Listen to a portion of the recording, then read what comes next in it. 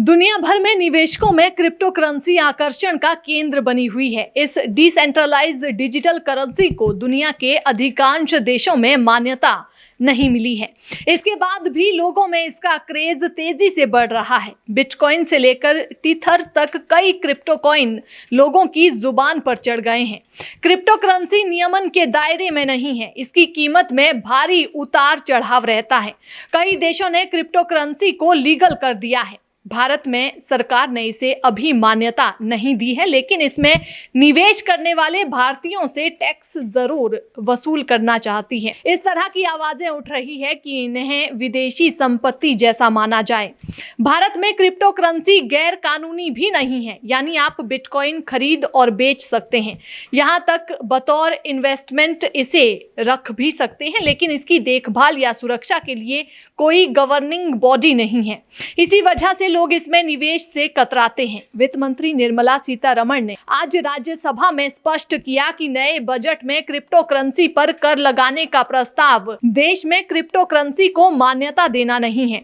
उन्होंने कहा कि क्रिप्टो करेंसी को मान्यता देने या ना देने का विषय अलग है और इस पर विशेष राय के आधार पर फैसला किया जाएगा। सीतारमण ने बजट 2022-23 पर सदन में आम चर्चा का जवाब देते हुए कहा, लाभ से प्राप्त आय पर कर लगाना सार्वभौमिक अधिकार है। उन्होंने इस मामले में विपक्षी सदस्यों की आलोचना का जिक्र करते हुए कहा कि क्या विपक्षी चाहते हैं सरकार क्रिप्टो के लेन देन से होने वाले लाभ पर कर ना लगाए। वित्त मंत्री ने कहा कि अभी भारत में क्रिप्टो करेंसी के कारोबार को ना तो प्रतिबंधित किया गया है और ना ही उसको अनुमति दी गई है।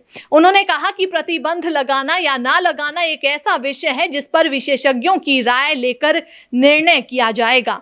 लाभ पर कर लगाना सरकार का सार्वभौमिक अधिकार है। क्रिप्टो संपत्ति के कानूनी होने का मुद्दा उसके बाद आता है। आपको बता दें कि निर्मला सीतारमण ने 1 फरवरी को प्रस्तुत बजट में डिजिटल परिसंपत्तियों की खरीद फरोख्त में पूंजीगत लाभ पर 30% की दर से कर लगाने का प्रावधान किया है।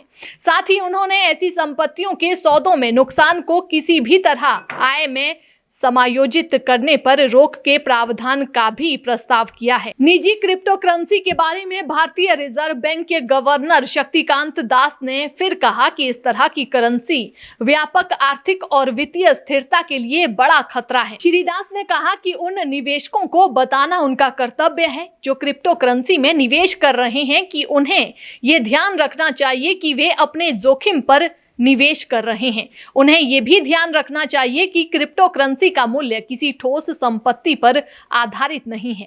हालांकि भारत में सरकार इसे रेगुलेट करने पर विचार कर रही है। भारत में क्रिप्टो करेंसी को लेकर एक नया कानून पेश करने की योजना भी बनाई जा रही है।